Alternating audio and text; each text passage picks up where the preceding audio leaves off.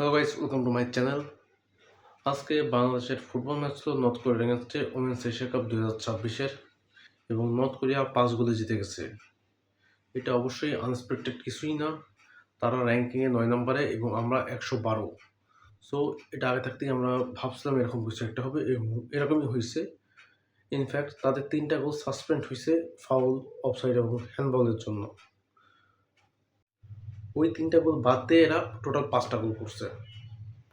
এখন বাংলাদেশ যেভাবে ডিফেন্ড করছে, যেভাবে গোলগুলো ঠেকাইছে, একটা 9 নম্বর র্যাঙ্কিংয়ে থাকা টিম আর 112 নম্বর র্যাঙ্কিংয়ের টিম, সেটা প্রচুর ডিফিকাল্ট ছিল বাংলাদেশের জন্য।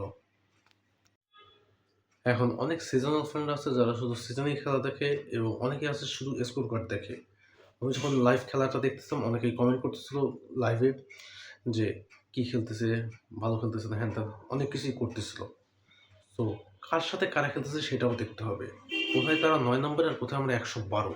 সেখান থেকে যে এত সুন্দর ফুটবলটা খেলছে এটাও অনেক আমরা যে ভালো করতে পারতাম সেটা ঠিক আছে, আরও ভালো করতে পারতাম, কিন্তু যা করছি সেটাও অনেক ভালো, কারণ টিমটা নর্থ কোরিয়া। আগের ম্যাচে আমরা চায়নার সাথে হেরে গেছিলাম 2 গোলে এবং আজকেও সে ফার্স্ট হাফের এই লাস্টের দিকে 2টি গোল হয়েছে, যেমন চায়নার ম্যাচে হয়েছিল। কিন্তু চায়না র্যাঙ্কিংয়ে 17 নম্বরে, নর্থ কোরিয়া চায়না থেকে অনেক বেটার টিম। সেক্ষেত্রে 5টা গোল স্বাভাবিক বিষয়।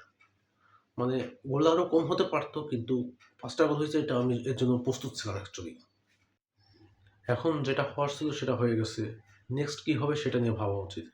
নেক্সটের 9 তারিখে আছে উজবেকিস্তানের সাথে ম্যাচ এবং ওই ম্যাচে জিততে পারলে আমাদের কাছে একটা চান্স আছে কোয়ার্টার ফাইনালে যাওয়ার। এখন ওই ম্যাচটা জিতে গেলেই যে কোয়ার্টার ফাইনালে চলে যাবো বিষয়টা এমন না, গোল ডিফারেন্সও ম্যাটার করে। সেটা নিয়ে সামনে বসে একটা ভিডিও আসবে, কারণ ফিলিপাইন্স, ইন্ডিয়া এদের ম্যাচও বাকি আছে। এদের ম্যাচ সব কিছু সমীকরণ হিসেবে ভালো করে সাজাতে হবে, তারপরে সে ভিডিওটা আসবে। তার আগে আমিও কোনো কথা বলতে পারতেছি না। তো আজকের ভিডিওটা এই পর্যন্তই। আশা করি ভিডিওটা ভালো লাগছে। ভালো লাগলে অবশ্যই একটা লাইক করে দেবেন, চ্যানেলটিকে সাবস্ক্রাইব করে দেবেন এবং বাংলাদেশের যে কোনো স্পোর্টসের জন্য আমার চ্যানেলকে ফলো করতে পারেন, সাবস্ক্রাইব করতে পারেন। Thank you so much for watching.